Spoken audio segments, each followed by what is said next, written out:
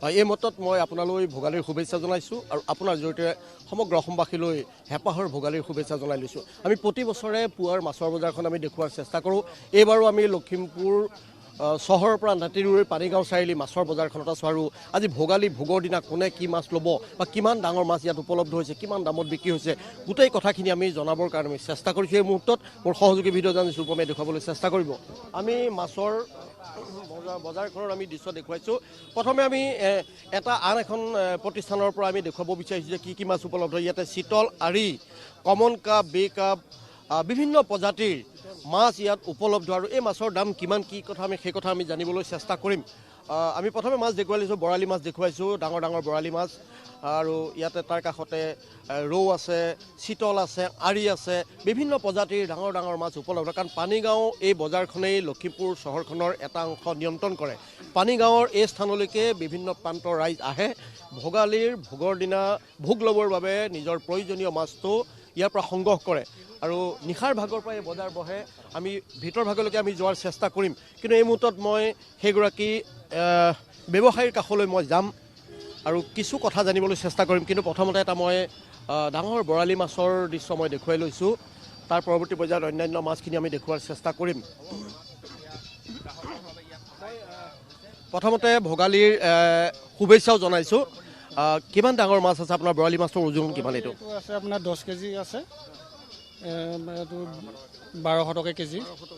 হয়, 10 কেজি। ডাঙৰ আহিছিলে 16 কেজি ওজনৰ আহিছিলে, বিক্ৰী হৈ গৈছে। বৰালি আৰি হয়, 2000কে গৈছে। আৰু আপোনাৰ ইয়াত কি মাছ আছে? চিতল আছে আপোনাৰ 8-9 কেজি ওজনৰ। এই চিতল আপোনাৰ এইটো চিতল আছে আপোনাৰ 8 কেজি 7 কেজিৰ ভিতৰত আছে। তাৰপৰা আৰি কেজি কেজি কেনেকৈ হ'ব চিতলৰ? কেজি 1200 টকা, 1000 টকা এনেকুৱা ধৰ হিচাপত। বৰালিৰ কেজি কেনেকৈ হ'ব? বৰালি 1200 টকা। বৰালি 1200 টকা। হয়। আৰু আৰি? আৰি আপোনাৰ 1500 টকা। হয়। আমি আন আপোনাৰ আৰু মাছ আছে, আমি দেখুৱাবলৈ চেষ্টা কৰিম। মই ৰূপমক কৈছোঁ আন বিভিন্ন প্ৰজাতিৰ মাছ আছে, বিভিন্ন আকাৰৰ। আমি সেই মাছখিনি আমি দেখুওৱাৰ চেষ্টা কৰিম, কাৰণ আজি ভোগালীৰ ভোগৰ দিনা সকলোৱে নিজৰ পচন্দৰ মাছটো। এইটো 12 কিলো ওজনৰ এটা বাহু মাছৰ আমি দৃশ্য দেখুৱাইছোঁ। আমি দাম সুধিবলৈ চেষ্টা কৰিম বা অন্যান্য মাছবিলাকো আছে। ৰূপমক কৈছোঁ অকণমান কাষৰ পৰা দেখুৱাবৰ কাৰণে, কাৰণ এই মাছৰ বজাৰ, পানীগাঁৱৰ মাছৰ বজাৰ মানে এখন লখিমপুৰৰ বিখ্যাত বজাৰ, যিখন বজাৰৰ পৰা নিয়ন্ত্ৰণ হয় লখিমপুৰৰ অৰ্ধেক অংশ। আৰু ভোগালীৰ এই উৰুকাৰ দিনটো লগে ভাগে এসাঁজ খাবৰ বাবে ইয়াৰ পৰাই বহু পৰিয়ালে নিজৰ পচন্দৰ মাছটো সংগ্ৰহ কৰে। মই দামখিনি আকৌ মই সুধিবলৈ চেষ্টা কৰিম। আপোনাৰ আৰি কিমান ওজনৰ আছে এতিয়া? আৰি আপোনাৰ 9 কিলো 10 কিলো ভিতৰত আছে, 5 কিলো আছে, এই 1500 টকা কিলো, সৰুবিলাক 1200 টকা।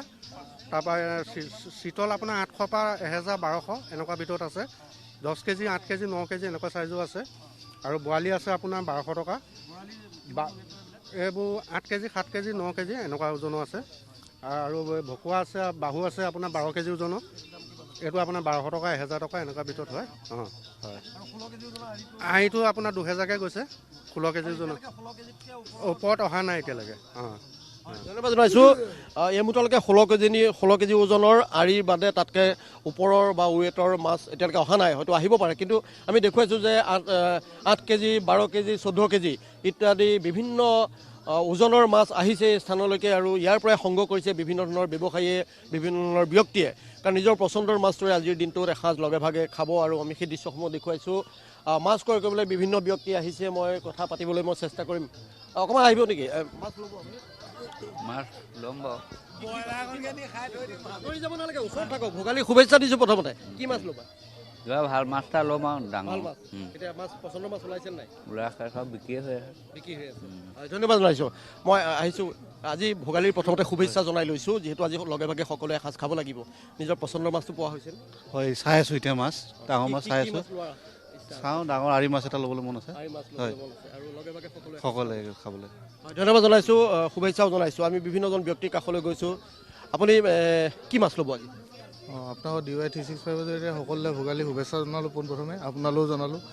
আচলতে চাবলৈ আহিছোঁ মাছ প্ৰথম চাই লওঁ কেনেকুৱা ধৰণৰ পাওঁ পচন্দ মাছ ওলাইছে দামটো অলপ বেছি এইবাৰ অলপ অইন কিবাতকৈ অলপ লগে ভাগে আজি এসাঁজ খাব সকলোৱে একেলগে খাম বুলি ধন্যবাদ জনাইছোঁ ভোগালীৰ শুভেচ্ছা জনাইছোঁ সকলোৱে লগে ভাগে এসাঁজ খাওক আমি লাহে লাহে বজাৰখনৰ ভিতৰ ভাগলৈকে আমি যাম আমি বাহিৰৰ দৃশ্য প্ৰথমে দেখুৱাই লৈছোঁ কাৰণ বিভিন্ন ধৰণৰ ব্যৱসায় প্ৰতিষ্ঠান আছে আৰু সকলোতে বিভিন্ন আকাৰৰ মাছ আমি আন এটা ব্যৱসায়িক প্ৰতিষ্ঠানলৈও আহিছোঁ আমি ইয়াতো দেখুৱাইছোঁ বিভিন্ন আকাৰৰ বিভিন্ন ওজনৰ মাছ উপলব্ধ আছে বৰালি মাছ আৰি মাছ চিতল মাছ কুঁহি মাছ বাহু মাছ ৰৌ মাছ ভকুৱা বিভিন্ন ধৰণৰ মাছ আছে আৰু এই পানীগাঁৱৰ যিখন বজাৰ এই বজাৰখনৰ পৰাই লখিমপুৰ চহৰৰ বা লখিমপুৰ এটা অংশৰ মানুহে ইয়াৰ পৰাই মাছ সংগ্ৰহ কৰে ভোগালীৰ উৰুকাৰ দিনা আৰু সকলোৱে লগে ভাগে এসাঁজ খোৱাৰ পৰিকল্পনা কৰে আৰু সেইটো নিশাৰ ভাগৰ পৰাই এই বজাৰখনত বীৰ দি বাট নোপোৱা এক পৰিৱেশ পৰিস্থিতিৰ সৃষ্টি হয় আমি দেখুৱাইছোঁ এই মুহূৰ্তত এই বজাৰৰ দৃশ্য আৰু আন বিভিন্ন ব্যৱসায়িক প্ৰতিষ্ঠানলৈ আমি যাম আমি দেখুওৱাৰ চেষ্টা কৰিম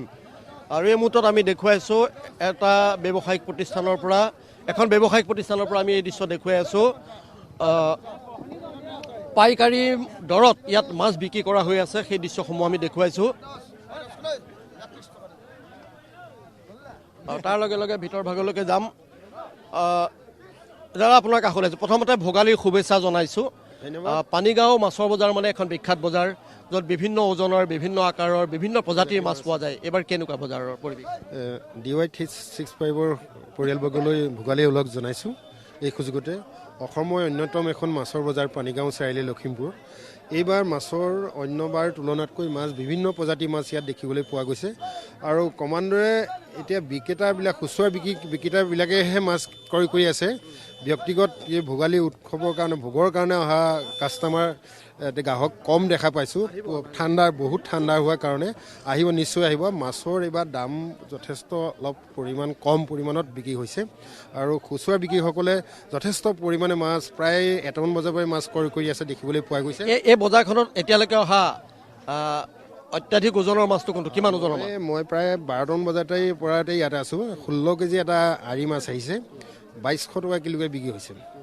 কিন্তু আৰু চিতল মাছ আহিছে 12 কেজি 13 কেজি 14 কেজি ওজনৰ বাহু মাছ আহিছে আহিব ঠাণ্ডা হোৱাৰ কাৰণে নৈ ঘাট পাৰ হৈ প্ৰায়বিলাক অহা নাই এইখিনি মাছ কালি সন্ধিয়া বেলাতে অহা মাছ আমি দেখিবলৈ পোৱা মতে ধন্যবাদ জনাইছোঁ ভোগালীৰ শুভেচ্ছা জনাইছোঁ পুনৰ সকলোকে আমি দেখুৱাইছোঁ যে মাছৰ বজাৰৰ দৃশ্য এই পানীগাঁৱৰ মাছৰ বজাৰৰ দৃশ্য ভোগালীৰ উৰুকাৰ দিনা বহু ৰাইজে স্থানলৈকে আহে ইয়াৰ পৰাই নিজৰ মন পচন্দৰ মাছটো লৈ যাব বিচাৰে লৈ যোৱাৰ আশা কৰে আমি লাহে লাহে আমি সেই ব্যৱসায়িক প্ৰতিষ্ঠানখনৰ ভিতৰ ভাগলৈ যাব বিচাৰিছোঁ ব্যস্ত বজাৰ সেয়া এজন দাদাই ক'লে ইতিমধ্যে যে নিশা 12 বজাৰ পৰা এই বজাৰখনত এই ব্যস্ততাপূৰ্ণ পৰিৱেশ আৰু এই মুহূৰ্তত আমি দেখুৱাইছোঁ একেই পৰিৱেশ দেখিবলৈ পোৱা গৈছে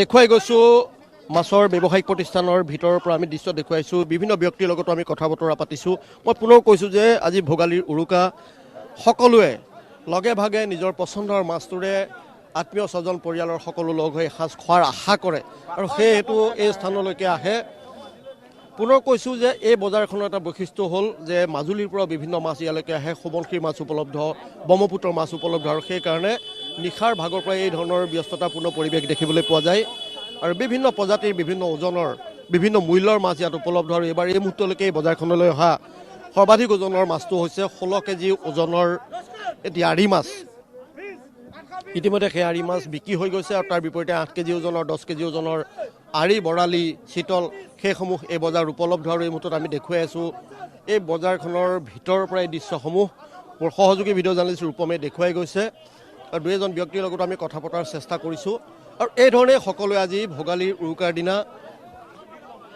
নিজৰ প্ৰয়োজনীয় মাছটো ক্ৰয় কৰি লগে ভাগে এসাঁজ খোৱাৰ পৰিকল্পনা কৰে সকলোৰে আশা পূৰণ হওক ভোগালীৰ ভোগৰ আনন্দ লওক সেই আশাই কৰিম আৰু এই মুহূৰ্তত এই বজাৰখনৰ পৰা আমি এই দৃশ্যসমূহ দেখুৱাই আছোঁ পুনৰ মই সকলোকে ভোগালীৰ শুভেচ্ছা জনাইছোঁ আৰু ভোগালীৰ উৰুকাৰ দিনটোত সকলোৱে নিজৰ পচন্দৰ মাছটোৰে পৰিয়াল আত্মীয় স্বজন সকলোৱে লগে ভাগে এসাঁজ খাই আজি ভোগৰ আনন্দ লওক তাৰে কামনা কৰিলোঁ